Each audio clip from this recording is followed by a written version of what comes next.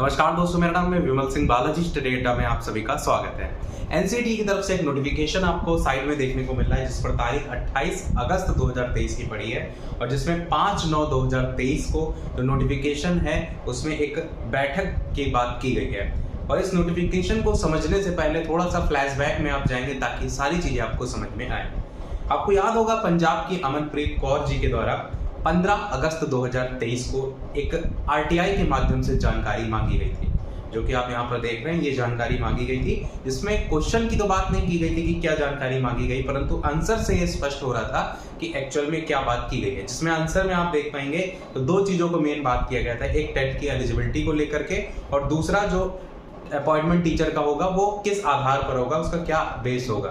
तो इसको लेकर के जो एनसीटी ने रिप्लाई दिया था, उन्होंने कहा कि हमारा केवल 2018 वाला ही नोटिफिकेशन माननीय सुप्रीम कोर्ट के आदेश के बाद रद्द हुआ है, बाकी तो सारी चीजें चल ही रही हैं। उसके अलावा इन्होंने ये भी कहा था कि जो एनसीटी है वो आपका जो मिनिमम क्वालिफिकेशन सब्जेक्ट वाइज है वो नहीं निर्धारित करती है, और साथ ही साथ जो भी आपको इसके संदर्भ में अगर जानकारी चाहिए तो जो भी रिक्रूटमेंट एजेंसी है या बोर्ड है या अथॉरिटी है उससे आप संपर्क कर सकते हैं। तो ये जो नोटिफिकेशन आरटीआई की तरफ से जो जानकारी में दी गई थी जानकारी, ये आपका 21/8/2023 को जानकारी जो है वो दी गई थी।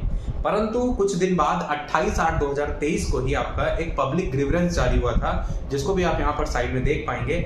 इसमें जो भी सारी बातें उस आरटीआई की रिप्लाई में दी गई थी वो यहाँ पर जारी किया गया था। तो कई लोग ये सोच रहे थे कि क्या ये एनसीटी ने गाइडलाइंस जारी कर दी है, तो मैंने आपको बताया था ये कुछ भी नहीं है, केवल और केवल एक पब्लिक ग्रीवेंस जारी किया गया उसी आरटीआई के रिप्लाई में। तो ये जो इन्होंने रिप्लाई दिया था, इससे जो है वो जो जानकारी मांगी थी पंजाब की अमनप्रीत कौर जी ने, तो वो इससे संतुष्ट नहीं है।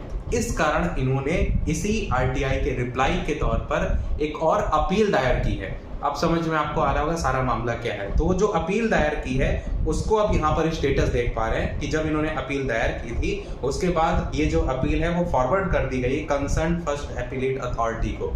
और इसी जो अपील को यहाँ पर सबसे स्टार्टिंग में मैंने आपको दिखाया था नोटिफिकेशन ये वाला, तो इस नोटिफिकेशन के जरिए जारी किए गए, जिसमें क्या लिखा है वो सारी चीजें हम पढ़ते हैं। जिसमें लिखा है सूचना का अधिकार अधिनियम 2005 की धारा 19(1) के तहत प्रथम अपील पर सुनवाई के लिए सूचना। आप समझिए धारा 19(1) होती क्या है। इसमें बेसिकली जब आप आरटीआई से कोई जानकारी मांगते हैं, या तो जो भी जानकारी जिस विभाग से मांग रहे हैं वो किसी तीसरे विभाग को जो है वो कह देता है कि आप वहां से संबंधित अधिकारी से बात कीजिए, या कई बार देखा होगा दूसरे जो डिपार्टमेंट है उसको भेज दिया जाता है, या कई बार जवाब भी दाखिल किया जाता है परंतु आप जवाब से संतुष्ट नहीं होते हैं। उन सभी कंडीशन में 19(1) धारा का उपयोग करते हुए आप उसी सूचना के अधिकार के अधिनियम की धारा है ये 2005 वाली, इसी के द्वारा अपील कर सकते हैं। तो प्रथम अपील पर सुनवाई के लिए सूचना जारी की गई। इसमें बात यह किया गया है कि आरटीआई अधिनियम 2005, आप साइड बाय साइड देखते हुए चलिएगा, 2005 के तहत मिसेस अमनप्रीत, मिस एमएस लिखा है, मिस्टर नहीं लिखा है, मिसेस अमनप्रीत कौर की पीआईओ जो विनियमन एनसीटी के खिलाफ पहली अपील थी दिनांक 15 अगस्त 2023, इसी के संदर्भ में ये है।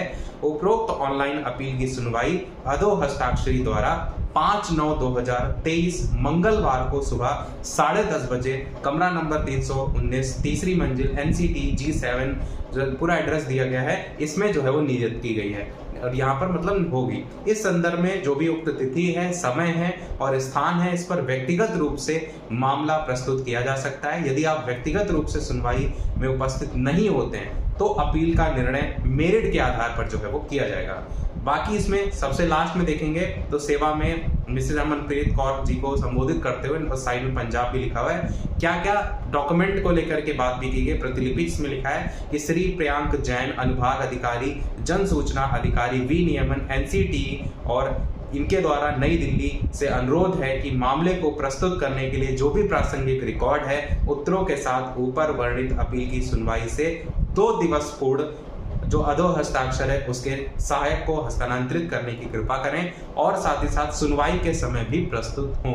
और लास्ट में ये भी लिखा है उसका एड्रेस वगैरह है। तो ये पूरा नोटिफिकेशन था। अब आपको ये समझ में आ गया होगा कि जो पहले जवाब दाखिल किया गया था वो क्लियर नहीं कर रहा था, क्योंकि उसमें अगर बात की जा रही है टेट एलिजिबिलिटी को लेकर के या शिक्षक जो भर्ती है उसमें क्या आपका क्राइटेरिया होगा, उसको लेकर के एनसीटी ने उस नोटिफिकेशन में क्लियर नहीं किया, यानी उस आरटीआई के रिप्लाई में क्लियर नहीं किया था। और बहुत से अलग अलग राज्यों के द्वारा एक एनसीटी से गजट को लेकर के मांग की जा रही है। तो संभवतः ये जो मीटिंग को लेकर के बात की गई है इसमें हो सकता है कोई ना कोई नई चीज निकल करके आए, या हो सकता हो कि सेम जो पहले आपका रिप्लाई किया गया था वही फिर से सेम रिप्लाई देखने को मिले, जिसमें उन्होंने पहले कहा कि हमारे से नहीं, आप संबंधित अधिकारी से बात कीजिए, और हमारा जो बाकी नोटिफिकेशन है 2018 वाला तो केवल एक ब्रिज कोर्स से रिलेटेड जो उनका था वही कैंसिल हुआ है, तो उसको छोड़कर बाकी तो सारे नोटिफिकेशन ऑलरेडी कार्यरत हैं। तो अगर आप बात कर रहे हैं शिक्षक भर्ती को लेकर के, तो शिक्षक भर्ती बाकी जो भी आपके पहले से ऑफिशियल वेबसाइट पर मौजूद है उसको आधार बना करके आप शिक्षक भर्ती कर सकते हैं। या फिर अगर बात करते हैं टेट एलिजिबिलिटी को लेकर के, तो उसको लेकर के भी 3 उन्होंने लिंक दिए हुए थे, उसमें सारी चीजें लिखी हुई हैं कि क्या क्या आधार बनाया जा सकता है। तो या फिर वही सेम जो पहले जवाब दाखिल किया गया था फिर से वही जवाब दाखिल हो सकता है। तो सारी चीजें मैंने आपको बता दी, अब देखना यह है कि इसमें क्या सारी चीजें निकल करके आनी है। वीडियो में कोई चीज ना समझ में आए तो कमेंट में आप पूछ सकते हैं। वीडियो लाइक शेयर सब्सक्राइब अवश्य कीजिएगा। मिलते हैं अगले अपडेट में, तब तक के लिए नमस्कार, जय हिंद।